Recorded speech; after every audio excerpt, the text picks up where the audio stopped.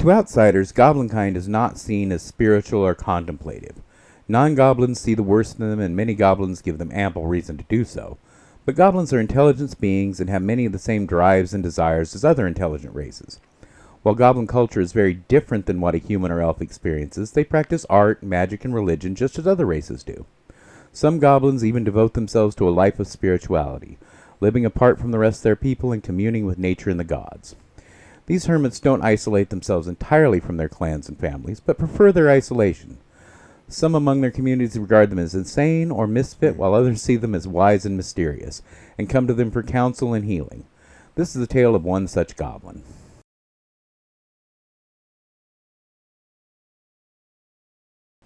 Hi everyone, and welcome to a mystical episode of The Dungeon Crashers. I'm Guy. And I'm Zapeel. Before we get started, remember to like our video, subscribe to our channel, and turn on notifications so you don't miss any of our exciting D&D content. Today we continue our band of goblins with a third member of our group, the Shape-Changing Hermit. For race, we are using Goblin from Mordecai's Monsters of the Multiverse. Goblins are small humanoids, but they still have a movement of 30 feet. They count as goblinoid for any effect or ability that cares about that. They have dark vision out to 60 feet, and like other goblinoids, they have Fey ancestry, giving them advantage on saves to avoid being charmed or to end the charmed condition. They begin play knowing common and one other language that the DM feels appropriate, and we choose Goblin. Goblins are small, quick, and nimble, which gives them a number of abilities. They have nimble escape, letting them disengage or hide as a bonus action on their turn. This is really good. It is the best part of a rogue's second-level cunning action ability just for being a goblin. They also have Fury of the Small. When they hit a creature larger than themselves with an attack or spell, they can deal extra damage equal to their proficiency modifier. They can use this ability a number of times equal to their proficiency modifier each long rest. Goblins gain the ability modifiers common in the Monsters of the Multiverse, which are 3+1 bonuses that they can put wherever they want, but no more than 2 on a single ability. Using the point buy, we put an 8 on strength. He is small and quick, but not strong. We put a 15 on dexterity, making it 16 with 1 bonus point. He is very nimble and coordinated, as well as stealthy. We put a 13 on constitution, making it 14 with another bonus point. He is very hardy and tough. We put a 12 on intelligence. While lacking formal education, he is quick-witted and knowledgeable. And we put a 15 on wisdom, making it 16 with the last bonus point. He lives his life of contemplation and harmony with nature, making him very insightful. It will also be the stat that most of his abilities rely on. And last, we put an 8 on charisma. He is a hermit and tries to avoid people and hasn't learned any social skills. He has a few friends that he values, but otherwise wants nothing to do with others. We are using the hermit background as it suits him perfectly, but we are modifying it to give it the nature skill instead of medicine. It also gives proficiency with religion and a herbalism kit. The feature of this background is discovery. His contemplation has given him some secret or revelation of importance to the campaign, and you can discuss that with your DM. From a young age, our hero has known he was different from the rest of his people. He spent as much time in the wilds as he could and felt a special connection to nature and to beasts, both natural and monstrous, particularly the clan's totem beast, the Almer cat. The humans call a displacer beast. Eventually, he went to live alone in the wilds, making a simple shelter and learning to survive by hunting and gathering roots, nuts, and herbs. He remained in contact with his people, especially a few of his childhood friends who visit him from time to time, the closest of which is a hobgoblin warrior who is highly placed in the clan, being the sworn battle brother of the chief's son. He comes to visit, often bringing beer or other luxuries, and sometimes asking for counsel on matters that concern him. Our hero begins play as a monk, gaining 2 skills from their list, and he takes stealth and insight. He also gets proficiency with an artisan's tool of his choice, and he takes poisoner's supplies. He gets proficiency with simple weapons and short swords, as well as strength and dexterity saves. He chooses a quarterstaff as his weapon, using it two-handed with the versatile property, and carries darts for ranged attacks. As a monk, he can also attack with martial arts. This allows him to use dexterity instead of strength for attacks with monk weapons and unarmed strikes, and he uses a d4 for the damage of unarmed strikes, and this dice increases as he gains levels.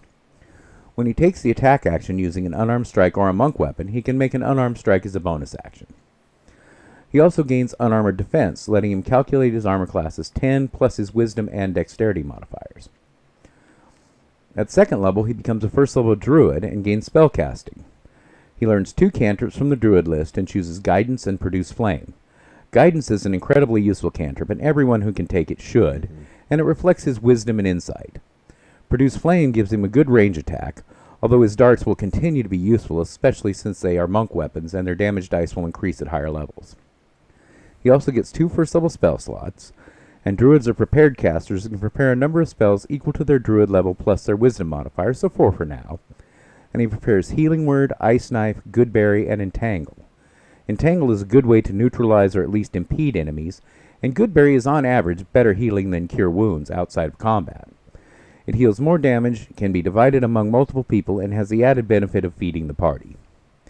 He can also use a druidic focus instead of material components for his spells, and he fashions a staff from yew wood adorned with owlbear feathers and other objects of power.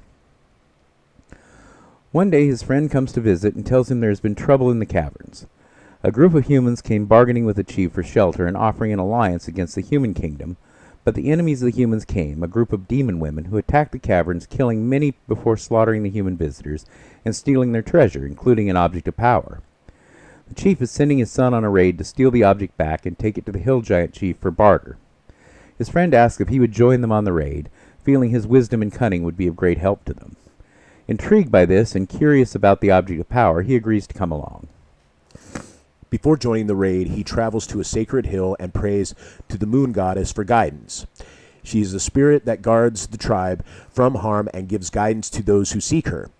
She is also a patron of beasts of the night, particularly the clan's totem, the Almer cat. She also holds influence over were creatures, bats, and wolves, among others. She hears his prayers and grants him power.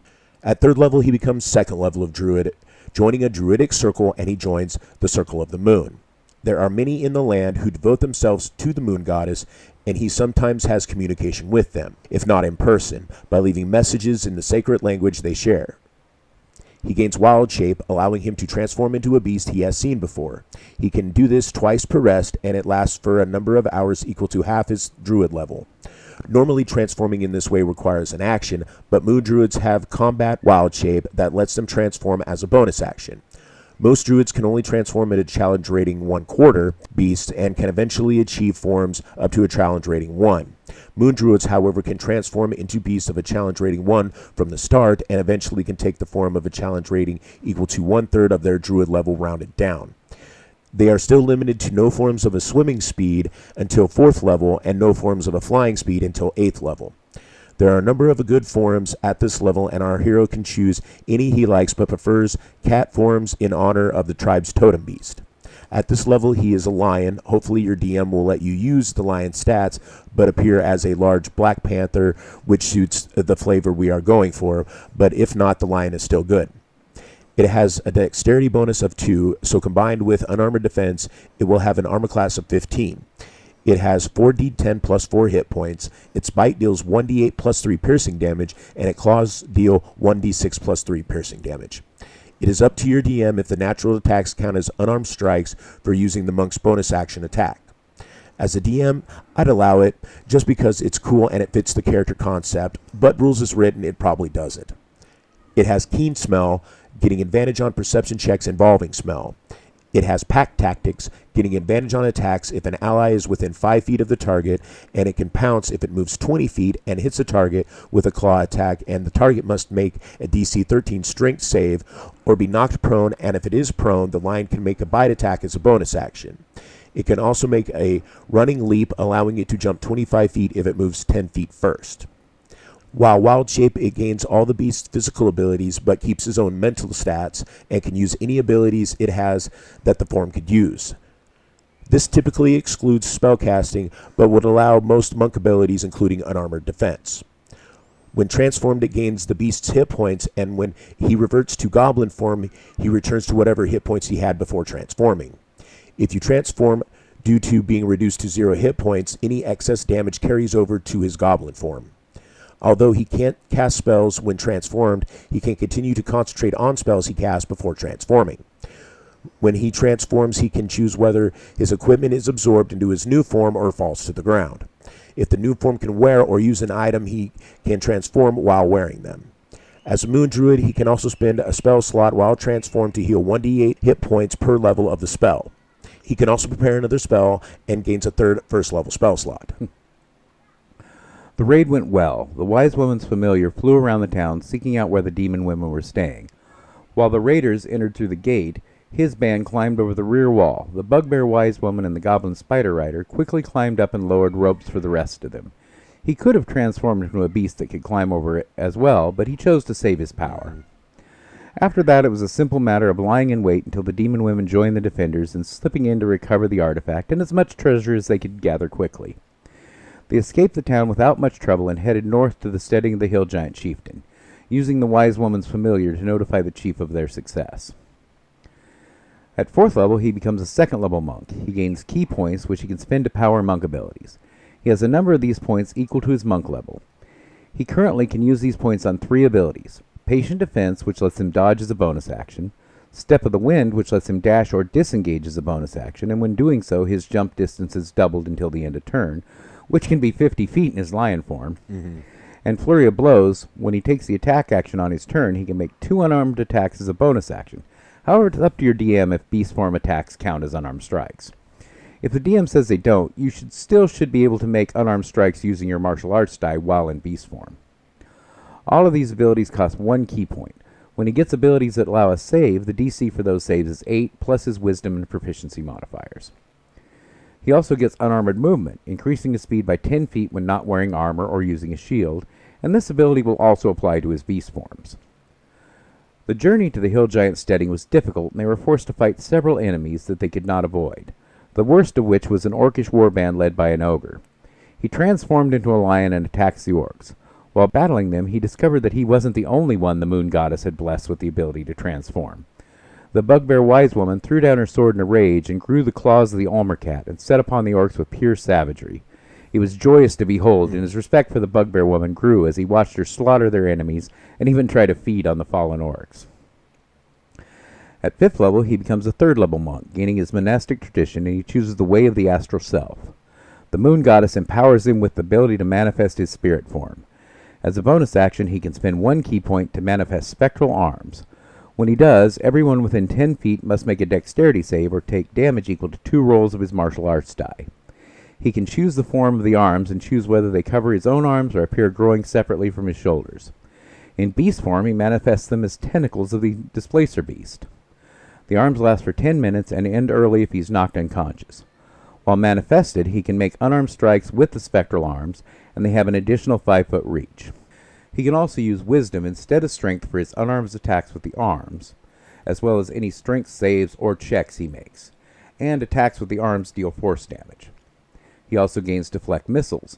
When attacked with a ranged weapon, he can use this reaction to roll a d10 plus his dexterity modifier and monk level, and reduce the damage by that amount.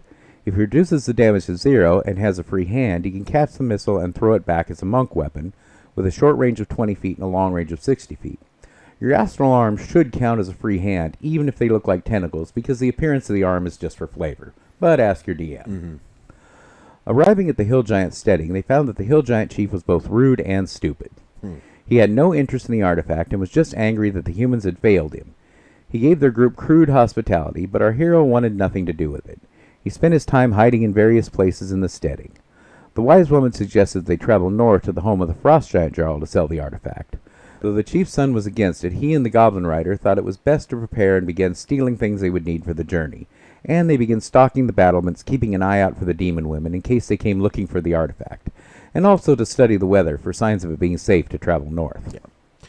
At 6th level, he becomes a 4th level monk, getting an ability score bonus or a feat, and he's going to increase his wisdom to 18, which improves both his druid casting and many of his monk abilities.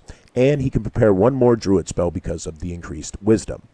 He also gains slow fall, letting him use his reaction to reduce falling damage by 5 times his monk level. At 7th level, he becomes 5th level of monk, getting extra attack, letting him make 2 attacks instead of 1 when he takes the attack action. This will also work with in his wild shape. If the beast he is changed into has multi-attack ability, he can choose to use multi-attack or extra attack, whichever works best for him. He also gains Stunning Strike. When he hits with a melee attack, he can spend a key point to force the target to make a Constitution save or be stunned until the end of his next turn. This is a very powerful ability. I play monks, and I've turned around a lot of encounters with well-timed Stunning Strikes.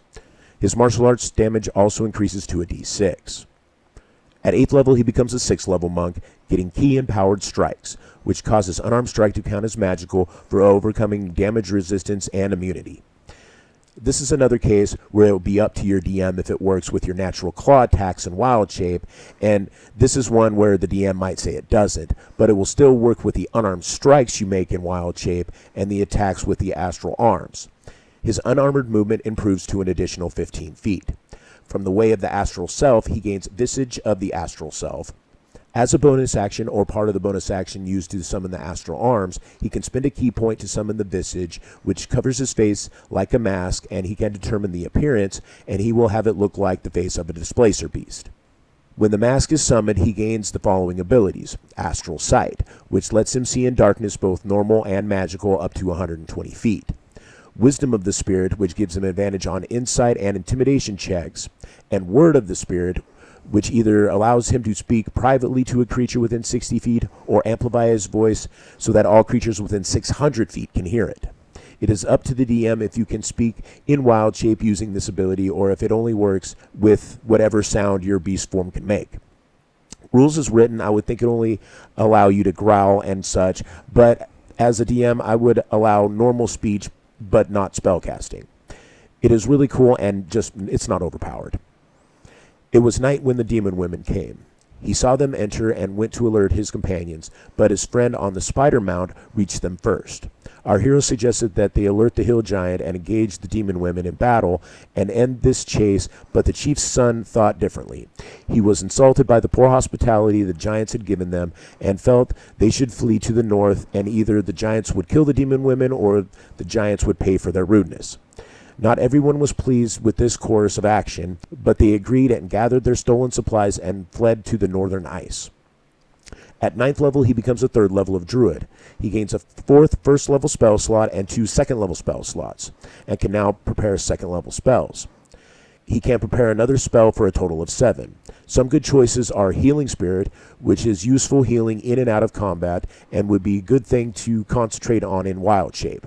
Spike Growth would be an improvement over Entangle, and Augury is a powerful divination ritual, and Pass Without a Trace is a very powerful spell when a party needs to move stealthily.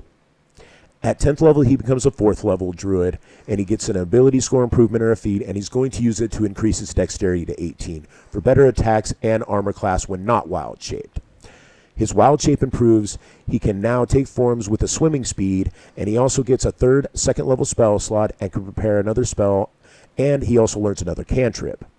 He chooses Thorn Whip for another ranged attack that can also pull enemies into range of his unarmed attacks.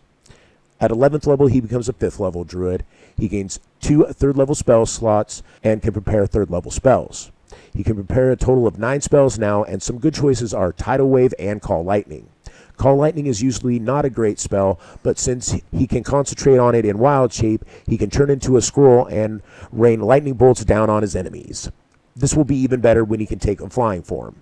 He can also get useful spells such as Revivify and Dispel Magic. Since he is the main healer of the party, preparing Revivify is very important. At 12th level, he becomes a 6th level Druid. From the Circle of the Moon, he gets Primal Strike. Now his attacks in beast form count as magical for overcoming damage resistance and immunity, so even if your DM said that the key empowered strikes doesn't work with the natural attacks, this will cover them in those situations. He also gets a 3rd level spell slot and can prepare another spell for a total of 10. His wild shape improves as well, and he can now assume a form of a challenge rating of 2 or lower. Since we are using cat forms, his best choice is the saber-toothed tiger. It has the same keen senses and pounce as the lion, but lacks the leap and pack tactics. It has 7d10 plus 14 hit points. Its dexterity bonus is the same as the lion at plus 2, so its armor class will be 16. The bite does 1d10 plus 5 piercing damage, and the claw deals 2d6 plus 5 slashing damage. At 13th level, he becomes a 7th level monk. He gains evasion. Whenever he makes a dexterity saving throw to take half damage from a spell, he takes no damage instead if he succeeds, and half if he fails the save. He also gains stillness of mind, which lets him use an action to end the effect that is frightening or charming him.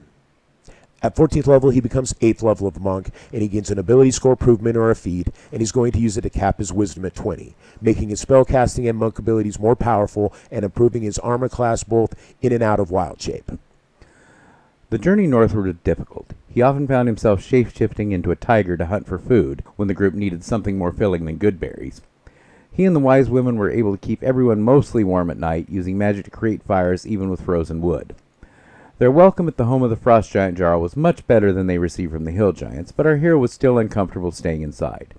He would be happier out in the wild, even with the bitter cold. They stayed for some time before the demon women came to attack. They came boldly this time, using a series of brutal raids rather than stealth. Some of his companions wished to engage him, but the chief's son insisted this wasn't their fight, but agreed that it would be the right thing to inform their host of their departure.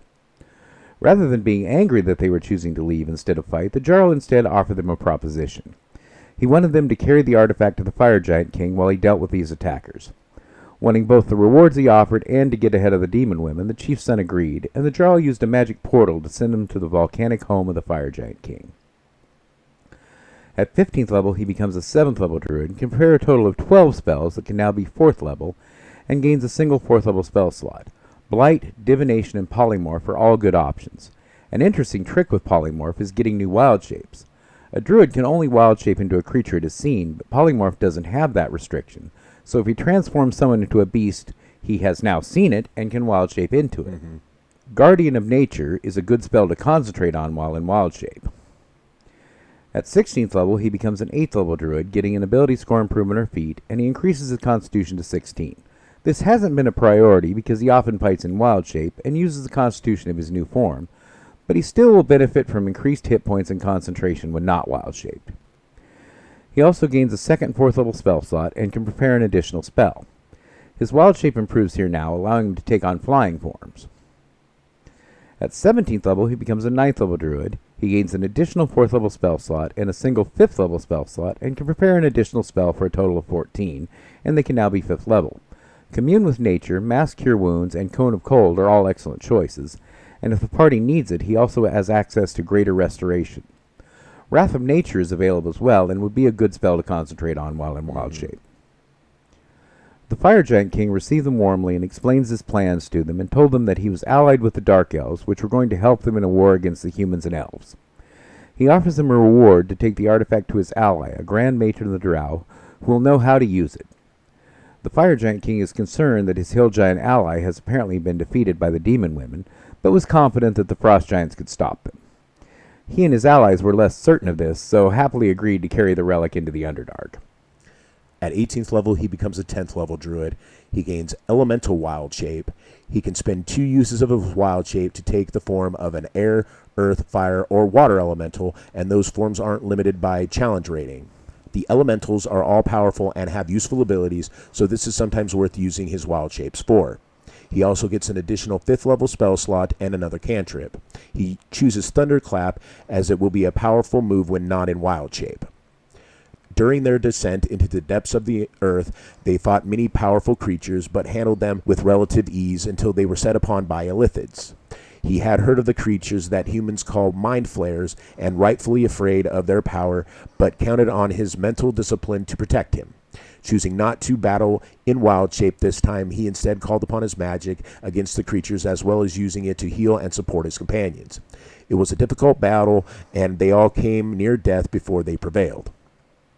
At 19th level, he becomes an 11th level druid, gaining a single 6th level spell slot. He can now prepare 16 spells, and they can be of 6th level.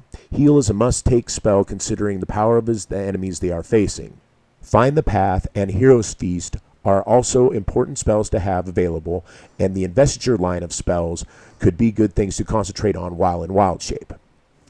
The Drow Matron is glad to receive the artifact and rewards them beyond what they had already received, but informed them that the Fire Giant King had been slain and presumably his enemies were continuing their course, but assured our heroes that she and the city are on alert, and they would not reach her citadel. Our hero found the Dark Elves to be as arrogant and condescending as any surface elf, and though they were given appropriate hospitality, it was clear that the Drow considered them inferior, and he hoped to be returning home as soon as possible, but that was not to be. One day the wise woman, who the Drow matron treated as an equal, unlike their male members of the party, came to them once again bearing the artifact. She was informed that the demon women had come and were attacking the matron. Instead of facing them in what was clearly a losing fight, she instead stole the artifact and escaped. After some discussion of how they would get out of the Drow City, the wise woman told them that their matron had a planar gate that would lead them to the abode of the demoness Lolth, who the matron worshipped. The trip to the abyss didn't sound like a good plan, but the chief's son believed that the demoness would reward them for bringing them the artifact and surely could handle a group of lesser demons who might come for it, so the group reluctantly agreed to use the portal to escape. At 20th level, he becomes a 12th level druid, gaining his last ability score improvement or a feat, and he's going to cap his dexterity at 20 for better attacks, armor class, when not wild-shaped. His wild shape improves here, letting him assume forms of a challenge rating 4. There aren't really any good forms at this creature rating, the mammoth being the best, and no cat forms, but if your DM is cool with your theme of cat shapes, they might homebrew a CR4 cat creature for you to encounter. We think this will be a fun character to play. Druids are always powerful, and we think the monk abilities will make him stronger both in and out of wild shape. We also like the roleplay aspect of it. He fits the role of a wise hermit, and using the theme of wild shape and astral arms to look like a displacer beast is a fun character concept. Using this doesn't have to be a displacer beast. The arms could be combined with any beast form for the same effect mechanically, and you could think of your own theme to focus on. We hoped you enjoyed this character and will let us know in the comments section below, along with any suggestions or build ideas. And we hope you join us next week when we continue our party with the Chief's son's battle brother. And until then, Cheers. Cheers.